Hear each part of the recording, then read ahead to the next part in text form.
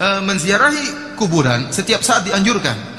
Zurul kubur fa innaha tudzakirukumul akhirah. Kata Nabi SAW, ziarahi kuburan karena itu bisa mengingatkan kalian pada hari akhirat.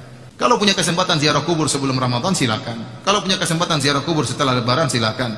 Kalau punya kesempatan ziarah kubur Sabtu Minggu, silakan. Kapan saja orang punya kesempatan ziarah kubur, silakan. Tetapi jangan meyakini bahwasanya ziarah kubur sebelum Ramadan itu ibadah. Jangan. Itu lebih afdal. Jangan, karena tidak ada dalilnya. Orang ziarah kubur kapan saja. Jadi tidak perlu ada keyakinan, oh harus ziarah kubur sebelum Ramadan. Tidak ada. Mau tengah Ramadan, mau awal Ramadan, mau akhir Ramadan, nggak jadi masalah. Jadi sesuatu perkara-perkara yang umum maka jangan dikhususkan dengan meyakini ada nilai-nilai tertentu. Tetapi kalau hanya sekedar tradisi, kemudian hanya sekedar kesempatan, maka ini nggak jadi masalah. Nggak jadi masalah tanpa meyakini ada keyakinan tersebut. Sebelum lanjut, ayo subscribe dulu. Yang subscribe rezekinya dilancarkan setiap hari dan masuk surga sekeluarga. Kalau dilihat dari asal katanya, nyadran ini dari bahasa Sanskerta yang bentuknya sraddha, dan sraddha itu artinya keyakinan. Cuman dalam perkembangannya, nyadran itu jadi budaya, tradisi di masyarakat dengan maksud memberikan doa bagi orang yang sudah meninggal. Bahasa kita yang ngirim doa. Kegiatan ini biasanya dilakukan di makam, ya, bareng-bareng warga baik yang laki maupun perempuan. Namun dalam prakteknya tidak hanya sebatas doa. Terkadang ada kegiatan tambahan yang sering disebut dengan kenduren. Nah, kenduren itu bentuknya syukuran. Kemudian mereka datang dengan membawa makanan. Ada yang dimakan di tempat, ada yang dibawa pulang. Jadi masing-masing membawa makanan, kemudian mereka datang ke makam, terus ada doa, kemudian ada kajian sedikit, lalu setelah itu makanan dibagi, ada yang dimakan di situ, ada yang dibawa pulang. Jadi ini kan berangkat dari budaya animisme dulu. Mereka punya keyakinan bahwa di bulan ini, di bulan tertentu, arwah itu butuh untuk diberi asupan. Asupannya adalah doa. Sehingga mereka datang untuk mengirim sesuatu yang dibutuhkan oleh arwah. Makanya dalam bahasa Jawa bulan ini disebut dengan bulan ruah. Dari kata arwah yang artinya roh. Maksudnya adalah bahwa di bulan ini arwah butuh untuk dikirimi. Nah, kita tidak mempermasalahkan amaliyah. Tapi mungkin yang perlu dilihat adalah kaitannya praktek ini dengan keyakinan. Kenapa mereka melakukan praktek ini? Karena dorongan keyakinan. Apa keyakinannya? Keyakinannya adalah munculnya anggapan bahwa arwah di bulan ini butuh untuk dikirimi. Atau arwah di bulan ini mereka akan datang ke rumah. Mereka akan balik lagi ke muka bumi, dan seterusnya. Dan semua keyakinan ini jelas nggak benar. Karena arwah yang sudah dicabut oleh Allah tidak mungkin kembali ke muka bumi. Kalau mendoakan jenazah nggak ada masalah. Tapi ketika punya keyakinan arwah kembali ke muka bumi, ini masalah. Jadi masalahnya ada di keyakinan, bukan di amalia. Kita ziarah kubur itu disyariatkan. Tapi jangan meniru praktek ziarah kubur yang dilakukan oleh orang yang punya keyakinan animisme, dinamisme, dan seterusnya. Seharusnya kita menggunakan ziarah kubur dengan kondisi yang berbeda. Misalnya dari sisi waktu, dari sisi apalagi terutama keyakinan, ya, agar tidak ada keserupaan. Nah, sehingga mungkin kalau kita lestarikan ini dengan islamisasi budaya, maka barangkali kita ubah, jangan sampai ada unsur kemiripan dengan budaya animisme di masa silam. Tidak ada unsur kemiripan gimana, Pak? Mungkin kita ajarkan kepada masyarakat, kita edukasi masyarakat, silahkan ziarah kubur, tapi jangan ada keyakinan tentang arwah. Maksudnya jangan ada keyakinan bahwasanya arwah itu kembali lagi ke muka bumi, kembali lagi ke dunia, jangan. Tapi kamu ziarah kubur dengan keyakinan sebagaimana yang diajarkan dalam Islam, yaitu tujuannya adalah untuk mendoakan jenazah, dan itu bisa dilakukan di waktu kapanpun. Belum lagi untuk acara, ya, ada waktu, ada acara. Ziarah kubur idealnya untuk ingat mati. Dan ingat mati itu tidak ada praktek kesyirikan, tidak ada praktek makan-makan. Justru yang dilakukan adalah dia menangis, ingat mati, bukan tasyakuran. Maka seharusnya dia datang ke kuburan dalam rangka ingat mati. Kalau perasaan padusan itu enak. Kalau landasannya perasaan lo, lanang wedok gede cilik enom tuwa nang kolam renang campur adus kabeh wudo kabeh itu.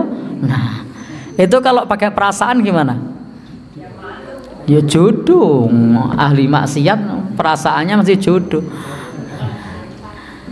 Tapi kalau kita yang suka taat kayak gitu mesti risih.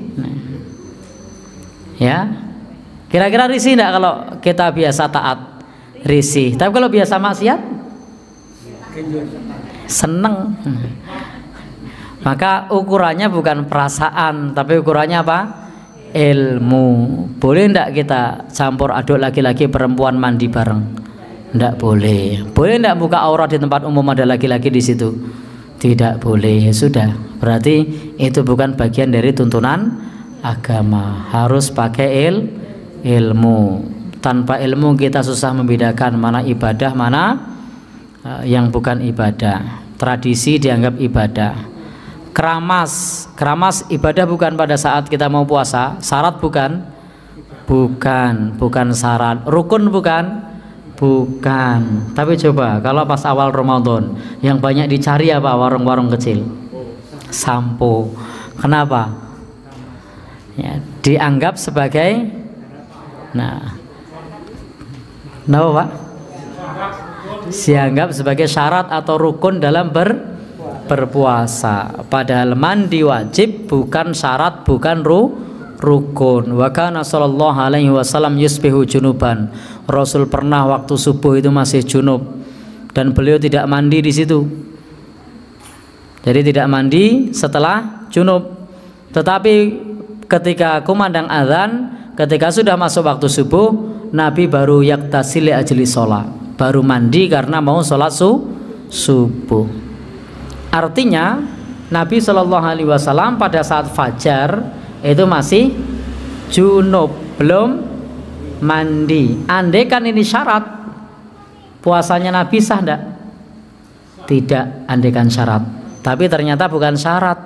Maka Nabi pada saat itu meskipun mandinya sudah mancing waktu subuh, puasanya tetap sah karena mandi wajib, bukan syarat, bukan rukun. Jadi di Riau memang ada nama tradisi belimau. Limau itu Pak Bambang bahasa Melayunya limau itu jeruk. Jadi kalau mau diterjemahkan berjeruk atau beroren.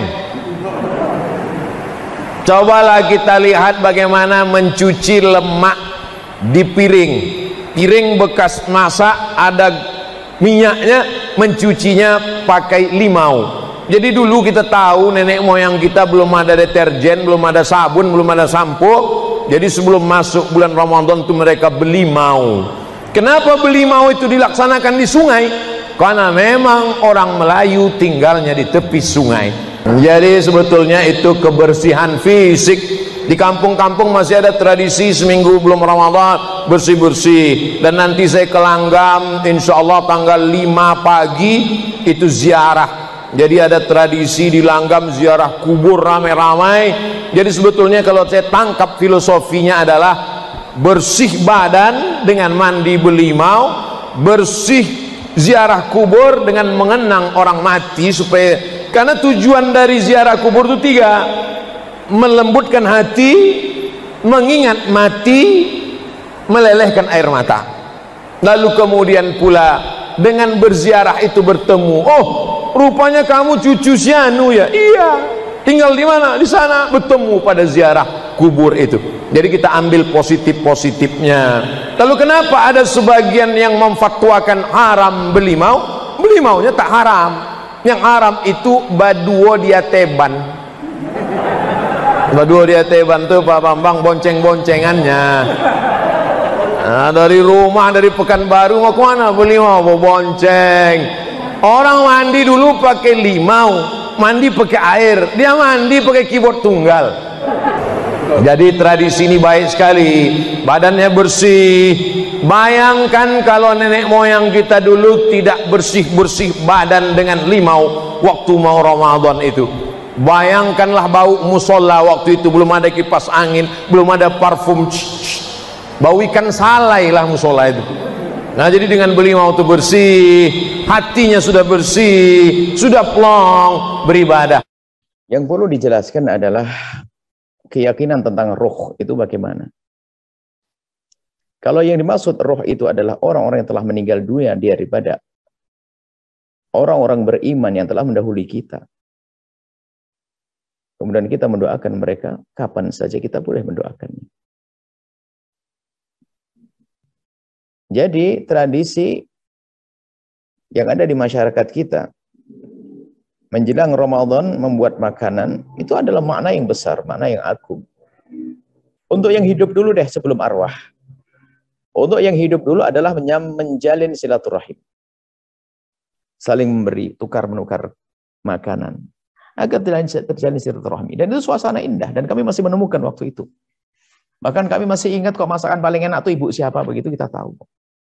Suasana indah seperti itu. Dan jangan dihilangkan itu. Justru itu muqaddimah keakraban sebelum kita masuki bulan Ramadan. Dan sah-sah saja yang demikian itu. Kemudian setelah itu di dalamnya ada doa-doa untuk orang yang telah mendahulu kita. Maknanya adalah mendoakan ya. Mendoakan orang mendahulu kita dari ahli iman ya sah. Bahkan itu dianjurkan. Ingat ya, arwah maksudnya pada mendoakan orang-orang yang telah mendahului kita dari ahli iman. Selesai. Tidak ada masalah yang demikian itu. Bukan menyebut roh-roh yang nggak tahu. Maksud arwah bahasanya roh. Sebenarnya arwah maksudnya pada orang yang telah mendahului kita dari ahli iman. Kita doakan mereka.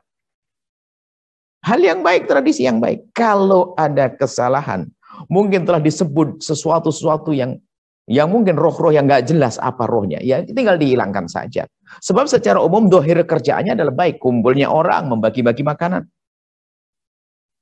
Kami masih ingat kok ada sebuah tradisi di kampung itu yang dulu konon katanya kita tidak sempat menemui karena sudah diislamkan. Ada orang kumpul di perempatan namanya apa bersih desa dan sebagainya. Kumpul di perempatan lalu kalau dulu dukun komat kabit membaca mantra-mantra dan seterusnya. Lalu ada orang-orang soleh menganggap ini satu kesempatan untuk membawa mereka dari meyakini yang tidak benar menjadi keyakinan yang benar. Perkumpulannya tetap diadakan. Cuman di perkumpulan tersebut dirubah menjadi Rabbana atina fid dunya hasanah. Nggak ada lagi penyebutan tentang apa tadi itu. Sesuatu keyakinan-keyakinan yang salah. Jadi maksud kami apa? Selagi perkumpulan tersebut masih bisa diarahkan sesuai dengan syariatnya, lanjutkan karena itu tradisi yang baik. Membagi makanan, siapa yang menyalahkan bagi makanan? Bahkan justru dianjurkan kalau kita menjalin Ramadan ini harus menjalin hubungan baik, yang punya kesalahan minta maaf, kita adakan. Tukar-menukar makanan indah sekali. Kemudian yaitu ingat mendoakan saudara-saudara kita, kerabat kita yang telah mendahului kita adalah hal yang diajarkan. Bahkan bekti kita kepada mereka yang telah mendahului kita yang mendoakan, apalagi. Mendoakan adalah cara bekti kita kepada orang yang telah meninggal dunia. Jadi jika dilakukan dengan cara, yaitu tadi. Masalah roh adalah maksudnya orang yang telah mendahului kita dari orang-orang ahli iman, itu adalah benar kalau itu maksudnya. Selain itu, tidak dibenarkan untuk mendoakan orang yang telah mendahulinya dari ahli iman. Kemudian di situ ada makna silaturahmi, kemudian makna sedekah di dalamnya adalah hal yang baik, semuanya syar'i. Tidak ada yang bertentangan dengan syariat. Semoga Allah mudahkan kita untuk berbuat baik di kampung kita, di masyarakat.